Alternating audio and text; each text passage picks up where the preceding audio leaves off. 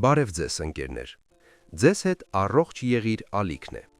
Ես բազմամյա փորձով բժիշկ գաստրոենտերոլոգ եմ, եւ այսօր մենք կխոսենք մի խնդրի մասին, որի մասին հազվադեպ են բարձրաձայնում, բայց որն ունակ է կյանքը փչացնել աննկատ եւ աստիճանաբար։ Այս թեման ծանոթ է 40-ն անց գրեթե յուրաքանչյուր մարդու, իսկ 60-ից հետո այն դառնում է մշտական ուղեկից։ Խոսքը գնալու է փորկապության մասին, թե ինչու են դրանք առաջանում, ինչ են անում մեր օրգանիզմի հետ եւ ինչպես վերադարձնել թեթևությունը, չդիմելով դեղատնային պրեպարատների եւ կասկածելի մեթոդների։ Եվ նախքան շարունակելը, ուզում եմ հիշեցնել մի կարևոր բան։ Վիճակագրության համաձայն դիտողների մոտ 70%-ը դիտում է մեր ալիքն առանց բաժանորդագրվելու։ Մենք ջանքեր ենք գործադրում, որպեսզի ձեզ հետ կիսվենք առողջության մասին իսկապես օգտակար եւ որակյալ տեղեկատվությամբ։ Բաժանորդագրվելով դուք աջակցում եք մեր աշխատանքին եւ միշտ առաջինը կիմանաք նոր խորհուրդների եւ ցուցումների մասին։ Շնորհակալություն ձեր առողջության հանդեպ վստահության եւ ուշադրության համար։ Իսկ այժմ անցնենք բուն թեմային։ Եթե երբևէ առավոտյան նստել եք խոհանոցում եւ մտածել ինչու է անընդհատ ծանրություն, ինչու է ամեն ինչ դանդաղ, ինչու չի աշխատում այնպես ինչպես առաջ, ուրեմն այս տեսանյութը ձեզ համար է։ Այսօր ես կպատմեմ 3 պարզ քայլերի մասին, որոնք կօգնեն կարգավորել աղիների աշխատանքը մեղմ եւ բնական ճանապարհով, առանց ցավի, առանց լուծողականների, առանց քաղցաբուժության եւ ծայրահեղ դիետաների։ Եվ ինչն առանձնապես կարևոր է, այս մեթոդները կհամապատասխանեն բոլորին, անգամ նրանց, ովքեր արդեն հուսահատվել են։ Բայց նախքան կոնկրետ բաղադրատոմսերին անցնելը, եկեք հասկանանք, թե ընդհանրապես ինչու է առաջանում այս նուրբ խնդիրը։ Չէ որ թշնամուն հաղթելու համար պետք է ճանաչել նրան։ Փորկապությունը հիվանդություն չէ։ Դա օրգանիզմի ազդանշանն է առ այն, որ թափոնների դուրսբերման համակարգն այլևս չի կարողանում գլուխ հանել։ Եվ գիտեք որն է ամենահետաքրքիրը։ Դեպքերի 90%-ում մեղավոր են ոչ թե հիվանդություններն ու տարիքը, այլ մեր առօրյա սովորությունները։ Մենք դադարել ենք շարժվել, մենք ուտում ենք արագ եւ անկանոն, մենք խմում ենք ավելի քիչ ջուր, քան անհրաժեշտ է, եւ այս ամենը միասին աղիները վերածում է դանդաղ մեխանիզմի, որը պարզապես դադարում է աշխատել անհրաժեշտ ռիթմով։ Բայց լավ նորություն կա։ Աղիներն այն օրգանն է, որը կարելի է վերագործարկել։ Այն շատ արագ է արձագանքում ուշադրությանը։ Բավական է մի փոքր օգնել նրան, եւ նա նորից կսկսի աշխատել, առանց ցավի, առանց դեղերի, առանց ստրեսի։ Այսօր ես ցույց կտամ, թե ինչպես դա անել։ Մեկ բաժակ պարզ ըմպելիքը, որը կարելի է տանը 1 րոպեում պատրաստել, ունակ է մեղմորեն գործարկել մարսողությունը։ Մի քանի օրից դուք կզգաք տարբերությունը՝ թեթևություն, առույգություն, նորմալ ախորժակ։ Եվ ոչ մի մոգություն, միայն գիտություն, փորձ եւ ստուգված լուծումներ։ Նախքան առաջին բաղադրատոմսին անցնելը, ես մի խնդրանք ունեմ ձեզ։ Եթե դուք գոնե մեկ անգամ բախվել եք փորկապության խնդրին, մեկնաբանություններում գրեք 1 թիվը։ Դա կօգնի հասկանալ, թե որքան ենք մենք այնպիսիք, ովքեր պատրաստ են ոչ պարզապես համբերել, այլ լուծում փնտրել։ Ձեր մեկնաբանությունը ձևականություն չէ։ Սա աջակցելու միջոց է նրանց, ովքեր հնարավոր է ամաչում են բարձրաձայնել այդ մասին։ Առաջին քայլ՝ պարզ եւ անվտանգ խթան։ Իսկ հիմա ուշադրություն։ Այնուհետև ես կպատմեմ այն ըմպելիքի մասին, որն օգնել է իմ հարյուրավոր պացիենտների վերականգնել նորմալ կղանքը եւ ազատվել որովայնի ծանրությունից։ Սովորական մթերքներ, նվազագույն ծախսեր եւ առավելագույն օգուտ։ Եվ այն ամենը, ինչ ձեզ հարկավոր է, արդեն կա ձեր տանը։ Առաջին մեթոդը, որի մասին ես ուզում եմ պատմել, փորձված է տարիներով եւ համապատասխանում է գրեթե բոլորին։ Այն այնքան պարզ է, որ երբ առաջին անգամ խորհուրդ եմ տալիս պացիենտներին, նրանք հաճախ ժպտում են, իբր չի կարող պատահել, որ նման մանրուքն օգնի, բայց մի քանի օրից վերադառնում են եւ ասում նույն բանը՝ բժիշկ, բայց այն աշխատում է։ Եվ այսպես, խոսքը գնալու է երիցուկի մասին։ Ամենասովորական դեղատնային երիցուկի, որը հնարավոր է պահել եք տնային դեղաթուփում դեռ երիտասարդության տարիներից։ Միշտ ապեք ձեռքով անել։ Սա պարզապես ժողովրդական միջոց չէ։ Երիցուկն այն բույսերից է, որի ազդեցությունը հաստատված է եւ փորձով եւ գիտությամբ։ Այն մեղմորեն հանում է բորբոքումը, թուլացնում աղիների մկանները, նվազեցնում սպազմերը և օգնում օրգանիզմին բնական ճանապարհով գործարկել պերիստալտիկան, առանց ցավի, առանց դիսկոմֆորտի, առանց կողմնակի ազդեցությունների։ Երիցուկի թեյ պատրաստելը շատ հեշտ է։ Վերցրեք 1 ճաշի գթալ դեղատնային երիցուկի 4 ծաղիկներ և վրան լցրեք 3 բաժակ եռման ջուր։ Ծածկեք կափարիչով, թողեք թրմվի մոտ 1 ժամ, այնուհետև քամեք և պատրաստ է։ Խմեք այս թուրմը գոլ վիճակում, փոքր չափաբաժնովով, օրը 2-3 անգամ, ամենալավը առավոտյան սոված փորին և երեկոյան քնելուց առաջ։ Ինչու է այդքան կարևոր խմել հենց թուրմը, այլ ոչ թե փաթեթներով թեյ։ Որովհետև իսկական երիցուկն աշխատում է եթերայուղերի հաշվին, որոնք պարունակվում են ծաղիկների մեջ։ Իսկ փաթեթներում դրանք գրեթե չկան, մնում է միայն բույրը, բայց ոչ բույսի ուժը։ Թույլ տվեք պատմել ձեզ մի կարճ պատմություն։ Ինձ մոտ մի անգամ մի տղամարդ եկավ, Արամը, 61 տարեկան, նախկին մեքենավար։ Տարիներ շարունակ նա տառապում էր ծանրությունից, փքվածությունից և փորկապությունից։ Փորձել էր ամեն ինչ՝ դեղահաբեր, միկրոհոգնաներ, դիետաներ, օգնում էր 1-2 օր, հետո ամեն ինչ վերադառնում էր։ Երբ ես առաջարկեցի նրան փորձել սովորական երիցուկ, նա ծիծաղեց, ասաց. «Բժիշկ, ես երեխա չեմ, լուրջ եք ասում»։ Բայց 1 ամիս անց վերադարձավ արդեն որպես ուրիշ մարդ։ Նա ասաց. «Եթե ես շուտ իմանայի, որ ամեն ինչ այսքան պարզ է լուծվում, ես այսքան տարի չէի տանջվի»։ Եվ գիտեք, նա առաջինը չէր ու ոչ էլ վերջինը։ Երբեմն ամենապարզն աշխատում է ամենալավը։ Երիցուկը ոչ միայն գործարկում է աղիները, այն բուժում է բուն պատճառը՝ բորբոքում, սպազմ, լորձաթաղանթի գրգռվածություն, ինչը նշանակում է, որ արդյունքը երկար է պահպանվում։ Եվ ահա թե ինչն է կարևոր, այն ընտելացում չի առաջացնում։ Դուք կարող եք այն խմել կուրսով, հետո ընդմիջում անել և անհրաժեշտության դեպքում նորից վերադառնալ դրան։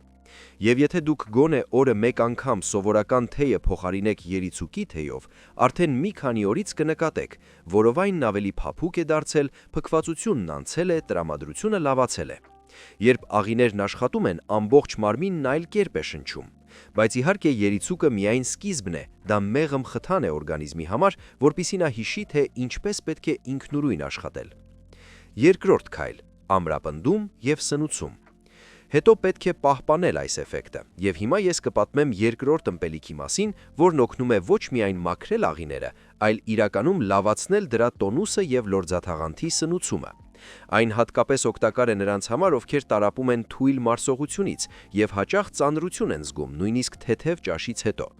Այս ըմպելիքն արդյունքը միանգամից չի տալիս, բայց դրա ազդեցությունն ավելի խորն ու կայուն։ Ինչու է այդքան կարևոր խմել հենց թուրմը, այլ ոչ թե փաթեթներով թեյ։ Որովհետև իսկական երիցուկն աշխատում է եթերայուղերի հաշվին, որոնք պարունակվում են ծաղիկների մեջ։ Իսկ փաթեթներում դրանք գրեթե չկան, մնում է միայն բույրը, բայց ոչ բույսի ուժը։ Թույլ տվեք պատմել ձեզ մի կարճ պատմություն։ Ինձ մոտ մի անգամ մի տղամարդ եկավ, Արամը, 61 տարեկան, նախկին մեքենավար։ Տարիներ շարունակ նա տառապում էր ծանրությունից, փքվածությունից և փորկապությունից։ Փորձել էր ամեն ինչ՝ դեղահաբեր, միկրոհոգնաներ, դիետաներ, օգնում էր 1-2 օր, հետո ամեն ինչ վերադառնում էր։ Երբ ես առաջարկեցի նրան փորձել սովորական երիցուկ, նա ծիծաղեց, ասաց. «Բժիշկ, ես երեխա չեմ, լուրջ եք ասում»։ Բայց 1 ամիս անց վերադարձավ արդեն որպես ուրիշ մարդ։ Նա ասաց. «Եթե ես շուտ իմանայի, որ ամեն ինչ այսքան պարզ է լուծվում, ես այսքան տարի չէի տանջվի»։ Եվ գիտեք, նա առաջինը չէր ու ոչ էլ վերջինը։ Երբեմն ամենապարզն աշխատում է ամենալավը։ Երիցուկը ոչ միայն գործարկում է աղիները, այն բուժում է բուն պատճառը՝ բորբոքում, սպազմ, լորձաթաղանթի գրգռվածություն, ինչը նշանակում է, որ արդյունքը երկար է պահպանվում։ Եվ ահա թե ինչն է կարևոր, այն ընտելացում չի առաջացնում։ Դուք կարող եք այն խմել կուրսով, հետո ընդմիջում անել և անհրաժեշտության դեպքում նորից վերադառնալ դրան։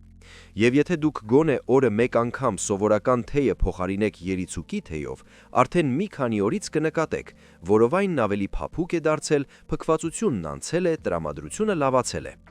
Երբ աղիներն աշխատում են, ամբողջ մարմինն այլ կերպ է շնչում։ Բայց իհարկե երիցուկը միայն սկիզբն է, դա մեղմ խթան է օրգանիզմի համար, որպեսզի նա հիշի, թե ինչպես պետք է ինքնուրույն աշխատել։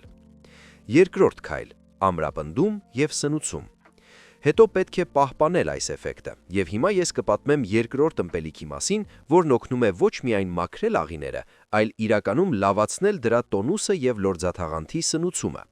Այն հատկապես օգտակար է նրանց համար, ովքեր տառապում են թույլ մարսողությունից եւ հաճախ ծանրություն են զգում, նույնիսկ թեթև ճաշից հետո։ Այս ըմպելիքն արդյունքը միանգամից չի տալիս, բայց դրա ազդեցությունն ավելի խորն ու կայուն։ Եթե երիցուկն առաջին քայլն է, ապա հաջորդ բաղադրատոմսը վստահ քայլ է, որն ամրապնդում է արդյունքը եւ կօգնի ձեր աղիներին աշխատել ժամացույցի պես։ Մի քանի րոպեից ես կպատմեմ, թե ինչ ըմպելիք է դա, ինչպես այն պատրաստել եւ ինչպես ճիշտ ընդունել, որպեսզի չվնասեք ինքներդ ձեզ։ Այժմ անցնենք երկրորդ ըմպելիքին։ Այն մի փոքր ավելի բարդ է պատրաստելիս, բայց տալիս է շատ շոշափելի արդյունք։ Դա թարմ գազարի հյութն է։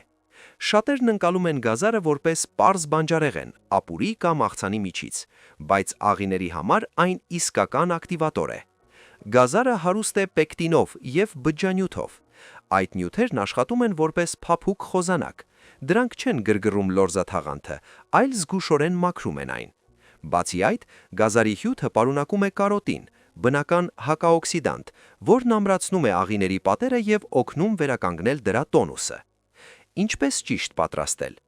Վերցրեք մի քանի թարմ գազար, լվացեք, մաքրեք եւ հյութը քամեք։ Այն խմել ավելի լավ է առավոտյան կամ օրվա առաջին կեսին, չշտապելով, փոքր կումերով։ Սա ամենօրյա ըմպելիք չէ, բավական է շաբաթը մեկ անգամ մեկ բաժակ խմել։ Գլխավորը չչարաշահելն է։ Եթե չափազանց շատ խմեք, մաշկը կարող է մի փոքր դեռնել կարոտինի ավելցուկի պատճառով։ Դա վտանգավոր չէ, բայց տարօրինակ տեսք ունի, ուստի պահպանեք չափը։ Թույլ տվեք պատմել դեպքեր իմ պրակտիկայից։ Ինձ դիմեց մի կին, 68 տարեկան, նախկին հաշվապահ, նստակյաց աշխատանք, քիչ շարժուն ապրելակերպ, անկանոն սնուցում։ Գանգատվում էր մշտական ծանրությունից, հազվադեպ կղանքից եւ թուլությունից։ Երբ ես նրան առաջարկեցի սննդակարգում ավելացնել գազարի հյութ, նա զարմացավ։ Բժիշկ, չէ՞ որ ես ամբողջ կյանքում գազար եմ ուտում, ինչ օգուտ դրանից։ Բայց 2 շաբաթ անց նա նորից եկավ եւ ասաց. «Գիտեք, երկար տարիների ընթացքում առաջին անգամ զգացի, որ օրգանիզմն աշխատում է այնպես, ինչպես պետք է։ Պարզվում է, երբեմն կարևոր է ոչ թե բուն մթերքը, այլ այն, թե ինչպես եւ երբ օգտագործել այն։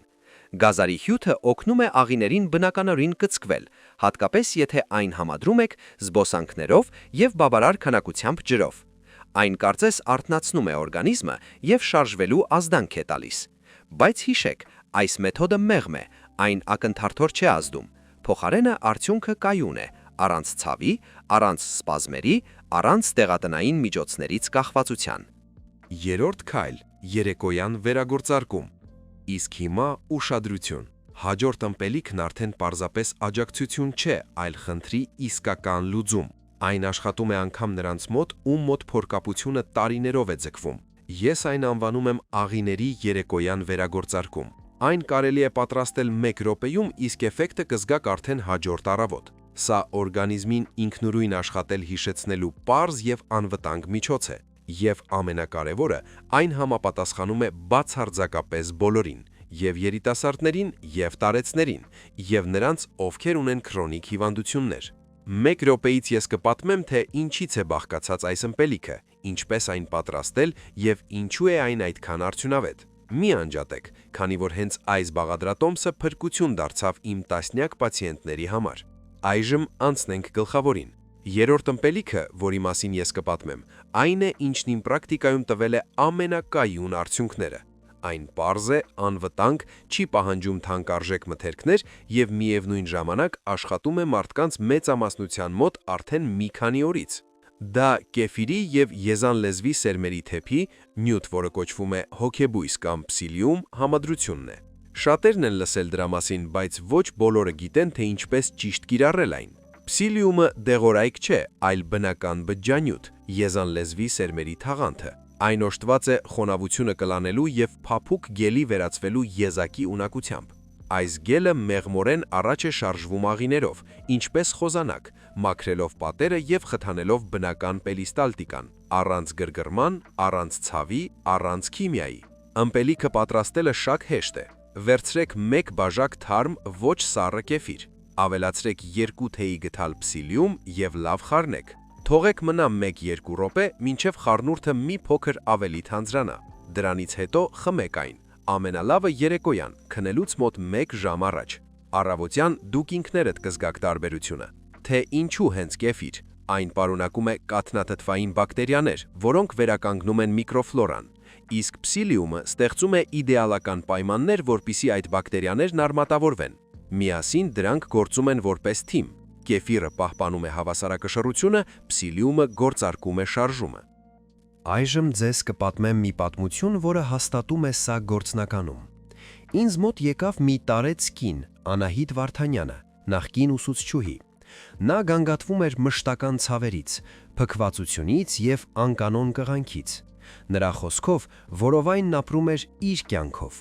Նա արդեն փորձել էր ամեն ինչ, լուծողականներից մինչև հոգնաներ, բայց օգնում էր միայն որոշ ժամանակով։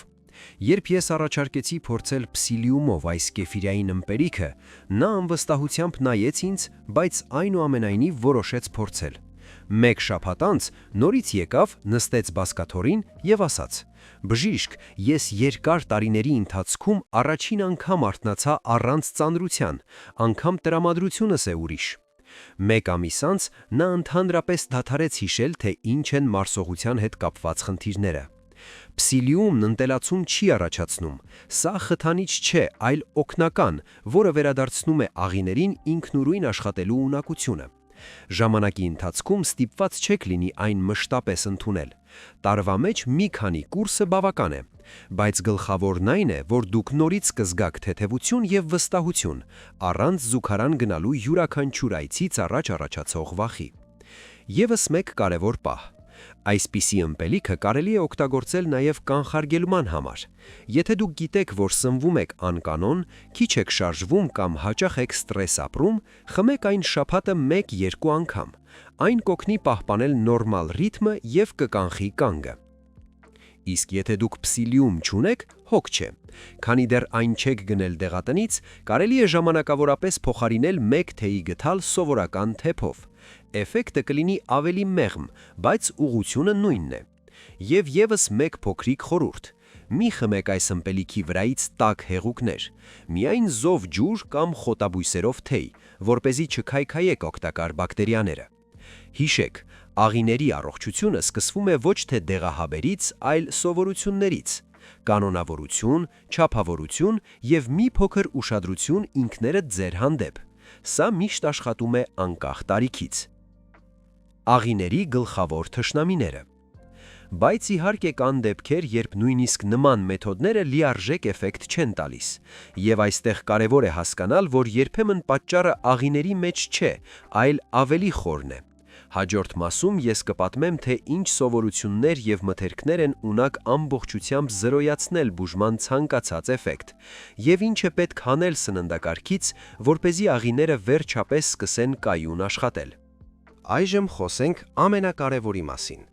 Կարելի է խմել լավագույն թուրմերը, անել ամեն ինչ ճիշտ, բայց էֆեկտը կլինի կարճաժամկետ, եթե չհեռացնեք այն, ինչը խանգարում է աղիներին աշխատել։ Սա ամենահաճախակի սխալն է։ Մարդը բուժում է ախտանիշը, բայց շարունակում է սնուցել պատճառը։ Աշխատանքի տարիների ընթացքում ես նկատել եմ, փորկապությունից տառապող 10 պացիենտից 9 ունեն նույն վնասակար սովորությունները։ Եվ հիմա ես կպատմեմ ձեր աղիների 3 գլխավոր թշնամիների մասին։ Առաջին թշնամին՝ մսային կիսաֆաբրիկատները եւ երշիկեղենը։ Այո, արագ է, համեղ, հարմար, բայց սա ծուղակ է։ Երշիկներ, նրբերշիկներ, բեկոն, այս ամենը պարունակում է կոնսերվանտներ, աղ, ճարպեր եւ համի ուժեղացուցիչներ։ Օրգանիզմը չգիտի, թե ինչպես ճիշտ գլուխ հանել դրանցից։ Փոխանակ հեշտությամբ անցնելու աղիներով նման սնունդը բառացիորեն լրվում է ներսում։ Առաջանում է ծանրություն, փքվածություն, թուլություն։ Մի պացիենտ ունեի հեռագնա բեռնատարի վարորդ։ Նա ապրում էր բուտերբրոդներով եւ ափխտած մթերքներով։ Ճանապարհին այդպես ավելի հարմար է։ Մի քանի տարի անց աղիները պարզապես դադարեցին ինքնուրույն աշխատել։ Մենք սկսեցինք պարզից,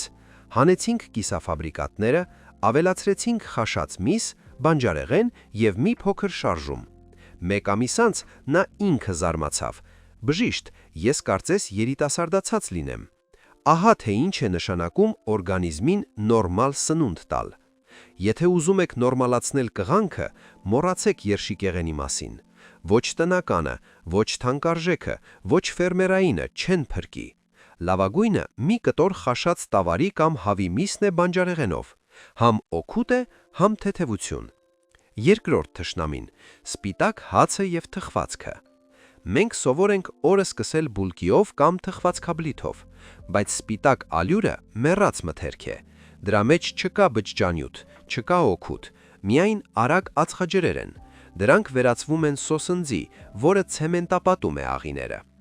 Երբ ես հարցնում եմ պացիենտներին, որքան հաճախ եք հաց ուտում, գրեթե բոլորը պատասխանում են՝ ամեն օր։